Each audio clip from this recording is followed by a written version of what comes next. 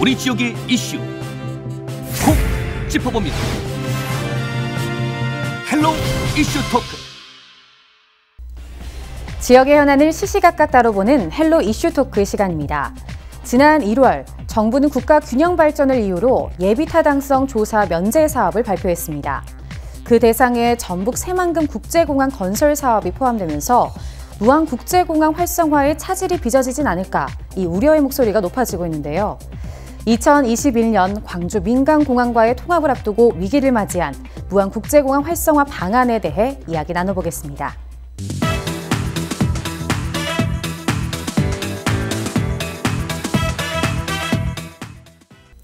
네, 예타 면제 사업이 발표되면서 한동안 예타라는 말이 실시간 검색어에 오르내렸는데요. 우선 여기에 대한 정의와 우리 지역 예타 면제 사업에 대해 한번 살펴볼까요? 예. 총 사업비 500억 이상, 그리고 정부 예산이 300억 이상 투입되는 사회간접시설 SOC라고 그러죠. 네. 이런 국책 사업에 대해서는 사전에 사업성 타당성 조사를 실시해야 됩니다.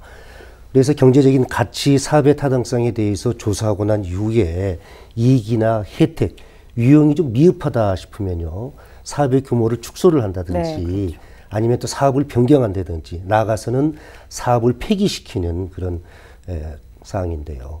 이번에 우리 지역의 예타, 그러니까 예비 타당성 조사를 면제된 그런 사업이 두 개 있죠. 서해 남해안 관광도로 수산물 식품 수출 지원센터 지원 사업이 있죠. 1,000억 정도 이렇게 선정이 됐습니다. 좀 아쉬운 점이 한 가지가 있습니다. 어떤 겁니까? 지난 6.13 지방선거 막바지에 들었을 때 민주당 주도부가 목포에 총출동을 해가지고 수산물 강옥 종합센터를 2,000억을 그러니까 예산 폭탄을 얘기를 했었는데 그런 부분은 조금 이번에 예타 면제 사업 선정한 데서 좀 아쉬움이 남는 그런 부분입니다. 네. 이 예비 타당성 검토라는 것은 각종 장점도 있고 이제 단점도 있습니다. 그러니까 사전에 이제 사업 타당성 검토를 하게 되면 용역을 줘가지고 이 사업이 정말 타당한 사업인지 아닌지 여부를 이제 가리게 되는데, 이게 이제 면제됐다라는 것은 지역의 어떤 균형 발전 차원에서 정부에서 이렇게 지정한다라는 것은 상당히 좀 반가운 일이기는 해요.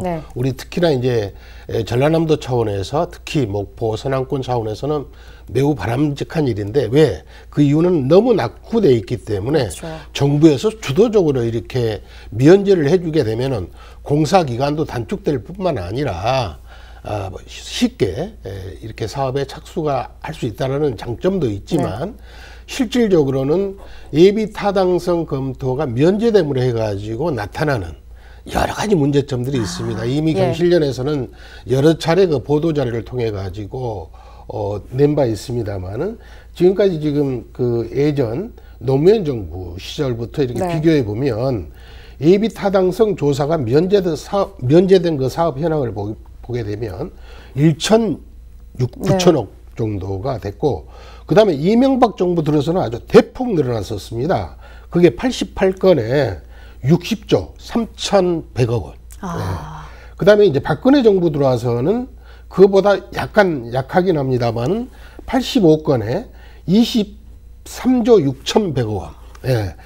이때 4대강 사업이라든지 이럴 때 전부 다 이게 사업 타당성 검토가 면제된 그런 사업들이었거든요. 그래서 물론 장점도 있고 단점도 있습니다만, 일단은 저는 이제 긍정적으로 일단은 보는데, 남해안 신성장 벨트, 그러니까 신안에서부터 이렇게 남해안을 거쳐서 통영 쪽으로 해서 부산까지 가는 이 관광 해안 벨트, 이 조성은 정말 좀 특기할 만하다라고 하고요. 실질적으로 이걸 정말 추진할 때는 좀 치밀하게 검토할 필요가 있다라는 그 말씀을 좀 먼저 드립니다. 이렇게 예타 면제 사업과 관련해서 좀 긍정적인 부분과 아쉬운 점을 나눠봤습니다. 그런데 여기에서 주목할 점은 예타 면제 사업에 바로 이 전북 새만금 국제공항 건설 사업이 포함이 됐다는 점입니다. 그렇습니다. 여기에 대해서도 어떻게 생각하시는지 궁금한데요. 새만금 아주 오래전부터 이렇게 추진되던 사업인데요. 지금 기존에 전라남도에는 무안 국제공항이 있고, 그 다음에 여수공항이 있고, 물론 2021년까지 이제 강주공항하고 무안공항하고 이제 통합을 합니다만은, 네 개 공항이 있는 거죠, 현재. 근데 거기다가 지금 새만금 공항을 또 한다라고 하니까 무안공항에는 상당히 영향을 미칠 것이다. 물론 2021년까지 광주공항하고 무안공항하고 합치지만 그 이후에 이제 새만금 공항을 건설하게 되면 한 8, 9년 걸린다라고 해요. 예. 그렇지만 먼저 이제 김영록 도지사도 뭐 선점할 수 있다라고 얘기하지만 이건 제가 봐서는 상당히 문제가 있다. 왜 문제가 있냐 하면 우리나라 그 공항 위치를 보면은 말이죠. 지금 총 15개인데 총 15개인데 국제공항이 8개, 국내공항이 7개나 돼요. 그 다음에 기존에 지금 강릉공항도 있었고 속초나 예천공항도 있었는데 이미 폐쇄가 돼버렸어요. 예. 이 좁은 땅덩어리에서 이제 편리성은 더 훨씬 더 높아지겠죠. 그렇죠. 가까이 거리 가니까. 근데 예를 들어서 우리 여기 목포공항에 있을 때 떴다 하면은 바로 제주도 갔을 때 가게 되면 그러지 않습니까? 그렇죠. 이건 어떻게 보면 이제 국가적으로 이게 낭비가 아닌가라는 그런 생각도 하게 됩니다. 문제가 조금 있다라는 의견을 주셨습니다. 같은 생각이십니까? 물론 그 문재인 대통령 공약 사업이기 때문에 아마 추진이 됐을 거고 선정은 당연한 거라고 이렇게 받아들이는데요. 사실 우리 무안국제공항과 관련해서는 무안국제공항 활성화와 관련해서는 매우 심각하게 우리가 받아들여야 됩니다. 국제공항 활성화의 첫 번째 조건은 이용객 수에 관련돼 있거든요. 물론 물동량이지만은 물동량과 관련해서는 우리가 새만금 국제공항과 무안국제공항이 경쟁이 될 수가 없습니다. 수도권이 가깝고요. 새만금 국제공항 같은 경우는 또 평택이라든지 이러한 그런 그 당진의 대규모 그 단지가 조성되어 있기 때문에 물동량 부분에서는 경쟁이 될 수가 없는 거고요. 새만금 국제공항이 이제 건설이 된다면 수도권과 인접해 있고 여러 가지 상황으로 인해서 아마 그 노선이 다양화될 겁니다. 그렇게 되면 이용 승객이 쏠리는 현상이 나타날 수밖에 없죠. 잘 아시겠지만 뭐 새만금 다 가보셨을 겁니다. 이미 대규모의 골프장이 들어서 있고요. 위락단지라든지 호텔이라든지 거기에 또 다도해가 형성이 되어 있습니다. 중국 관광객들이 좋아하는 조건을 모두 갖추고 있습니다. 거기에 더욱더 중요한 것은 서울과 수도권과 1시간 반, 2시간 거리입니다. 그러면 새만금 국제공항이 건설됐다고 해서 중국 관광객이 배로 늘어나는 건 아니거든요. 기존의 관광객이 분산될 수밖에 없습니다. 그러면 새만금 국제공항이 이제 건설이 돼서 활성화 단계에 접어든다면 수도권과 서울과 새만금 다도해를 잇는 그런 그 상품이 개발이 돼서 중국 관광객들의 쏠림 현상이 나타날 수밖에 없거든요. 그렇게 되면 상대적으로 무안국제공항의 발전은 더딜 수밖에 없습니다. 이러한 상황을 간과해서는 안 되는 부분인데 이쪽 서남해안의 여러 가지 그런 관광 자원이라든지 자연과 관련해서 중국 관광객 유치 때문에 무안공항 활성화는 아마 좀 긍정적이다라고 얘기를 하는데 이런 부분은 조금 우리가 다시 한번 처음부터 다시 접근해 볼 그런 문제 같습니다. 그렇다면 정리를 해보면 두 분 모두 다 이런 우려되는 모습 때문에 좀 무안국제공항 발전에 있어서는 부정적인 영향을 미치게 될 것이다라고 보신다는 거죠. 아무래도 그렇습니다. 조금 더 자세하게 이야기 들어볼까요? 그렇죠. 그래서 인천국제공항하고 김포국제공항, 그다음에 대구하고 김해, 그다음에 제주국제공항을 제외하고는 전부 다 적자거든요. 적자입니다. 예를 들어서 지금 무안국제공항만 하더라도 2017년도 기준으로 봤을 때 139억 원이라는 막대한 예산이 이제 적자거든요. 물론 이제 이것은 이 적자는 전부 다 국민 그 혈세로 쏟아붓게 되는데 아까 우리 김 교수님 말씀하신 대로 이제 이건 대통령 공약 사항이기 때문에 무조건 해야 되고 또 이건 뭐 도지사의 공약사항이기 때문에 1순위로 해야 되고 시장 군수의 공약사항이기 때문에 우선적으로 해야 되고 이런 부분들이 지자체 내에 만연돼 있다라는 게 나는 문제라고 봐요. 왜?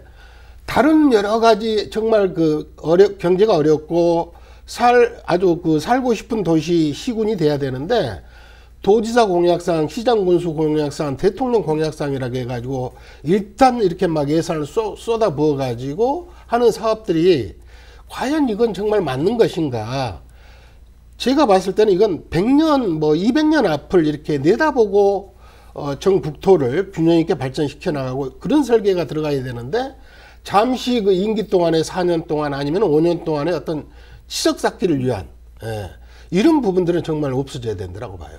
네, 정말 많은 좀 걱정들을 안고 있는데요. 그런데 또 다른 문제가 있습니다. 바로 광주 군공항 이전 예비 지역의 주민들이 또 이전을 반대를 하고 있다는 건데요. 이게 새만금 국제공항 건설과 또 어떻게 연결이 되는지도 좀 궁금한데요. 광주공항 이전을 반대하는 분들의 주장을 제가 틀리다는 그런 얘기가 아닙니다. 저는 경제학자이기 때문에 군공항이 이전돼서 얻어지는 그런 경제적인 가치에 대해서 한번 우리가 냉정하게 생각을 해보자는 겁니다. 한국은행의 산업연관표를 이용해서 정부가 발표한 그런 자료를 보면 광주 군공항이 전남으로 이전했을 때 발생되는 생산 유발 효과가 약 4조 8천억 정도, 그리고 고용 창출이 약 한 3만 6천여 명 된다고 얘기를 합니다.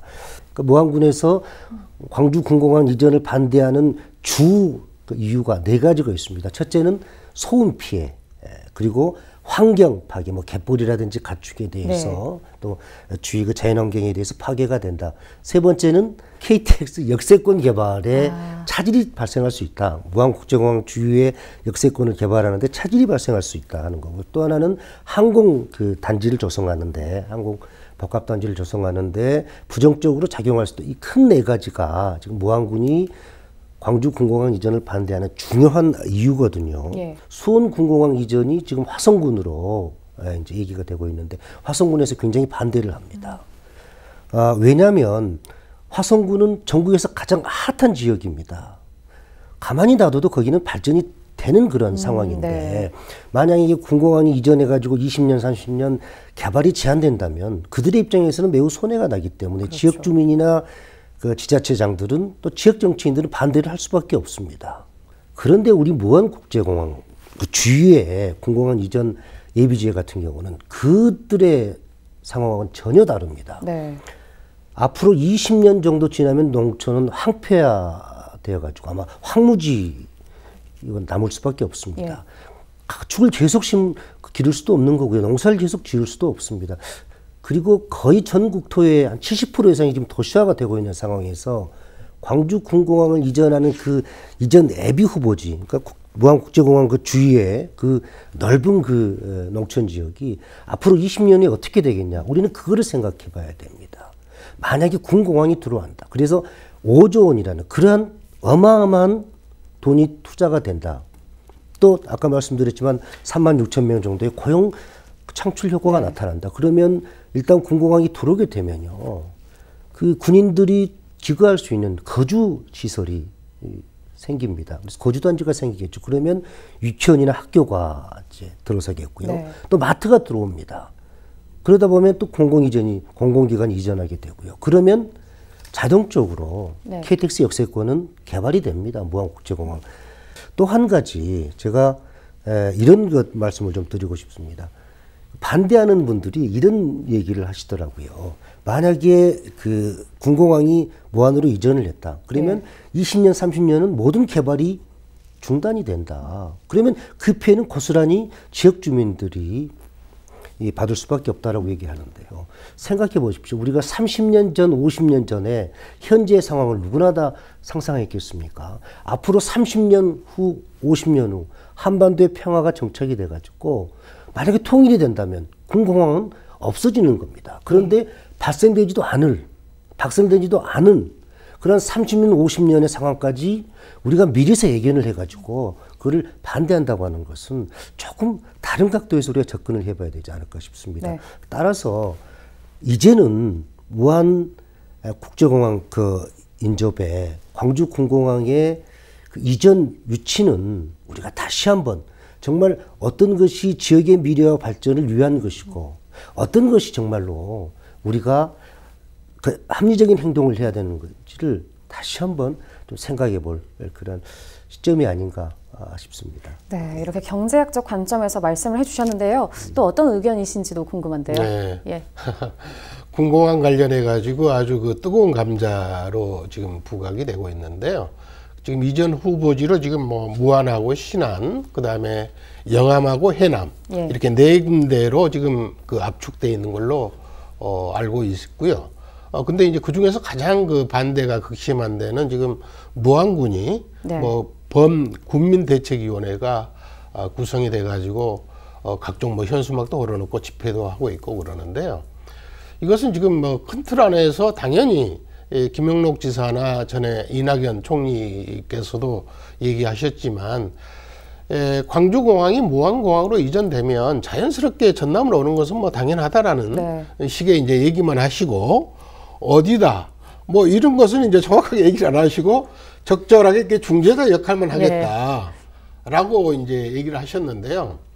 아까 말씀하신 대로 4가지가 있다고 그랬는데 그 소음 피해뿐만 아니라 여러 가지가 문제가 되는데 좀 이건 정말 이 광주와 전남 이제 양 그 광역시와 도지사 간에 적절하게 이렇게 또 3자 간 해당 네. 지역 주민들 간에 좀 긴밀하고 막 이렇게 좀 뭔가 좀 가슴을 열어놓고 이렇게 충분하게 좀 협의를 지속적으로 해 나가야 될 사안이 아닌가라는 생각을 합니다.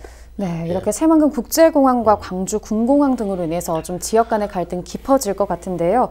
무안 국제공항의 경우에도 이런 갈등이 좀 직접적인 영향을 줄 것으로 보입니다. 이에 대한 대책은 현재 마련되어 있는 상태입니까? 대책은 앞으로 이제 세워 나가겠다라는 거고요. 크게 지금 뭐 새만금 국제공항이 생기더라도 영향은 많이 미치지 않을 것이다라고 했는데 왜 영향이 안 미치겠습니까?